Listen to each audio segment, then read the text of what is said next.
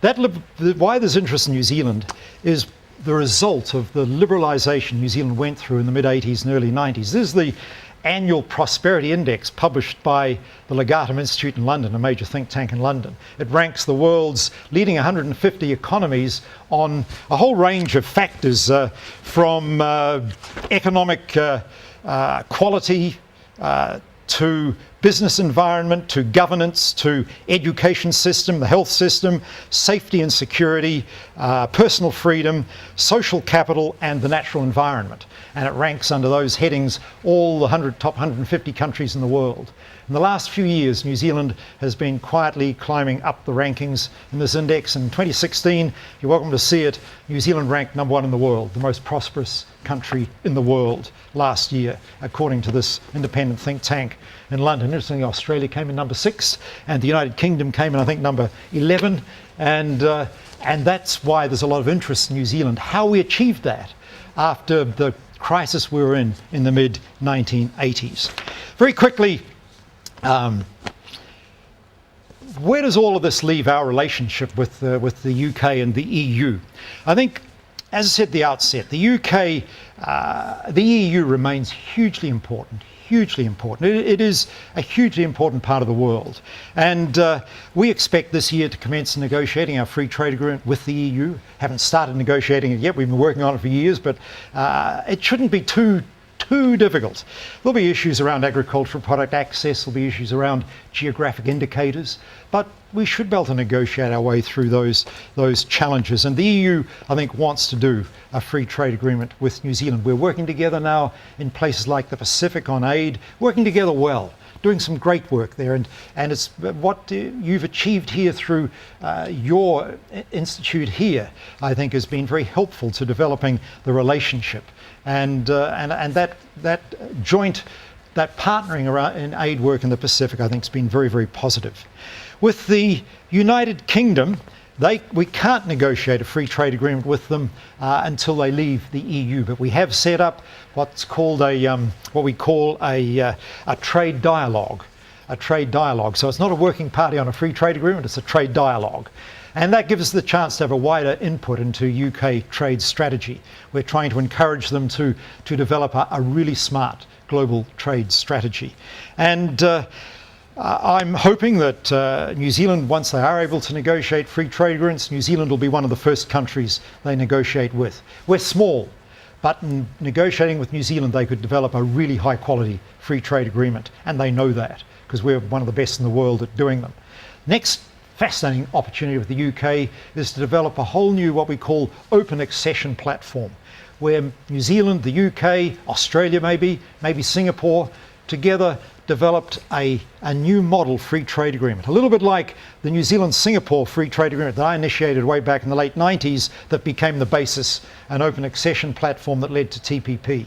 And there's the need now for another one of those, and for the UK to be involved in such an open accession platform would be a huge positive for the world economically.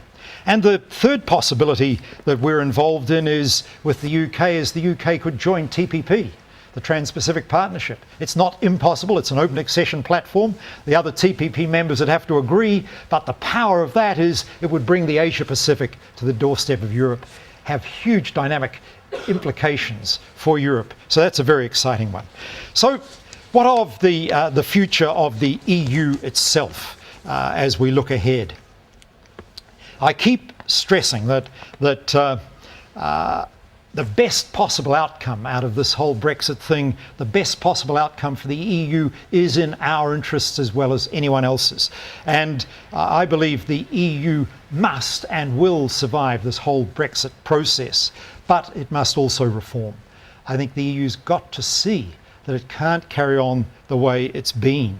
It's too late to go back to the old notion of a common market and trying to develop the best common market in the world, because it's not at the moment the best common market in the world at all. You don't have free and open trade in services that should be, and so it goes on. It's not the best common market. But it's too late to do that. I think ultimately we've got to see the euro made to work. with common fiscal policy across the Eurozone. We've got to see more efficient structures in place. The cumbersome structures we see at the moment of the Council, the Commission, the European Parliament, it's all too cumbersome. There's got to be some reform in those areas.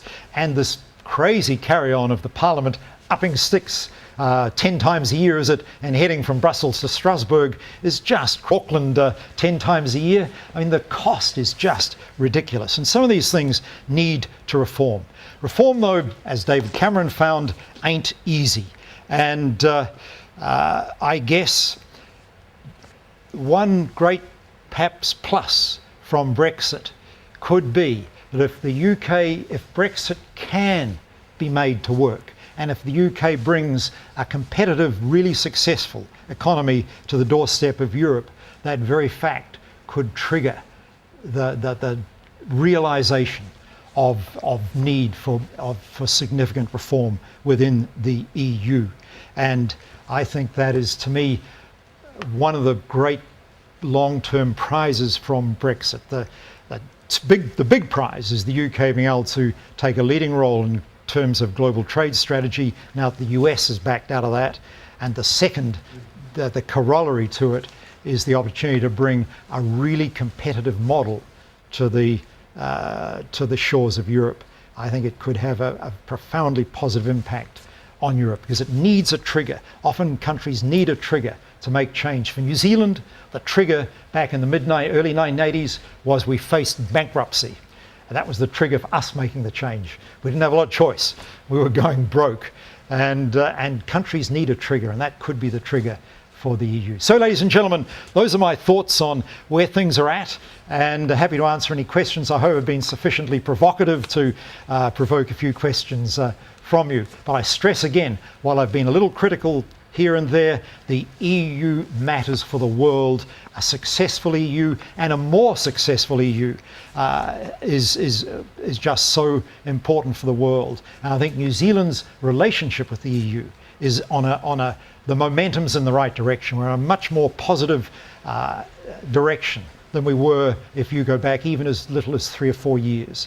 I think we're in a much better space. So, ladies and gentlemen, thanks for listening to my views. Happy to answer any questions you'd like to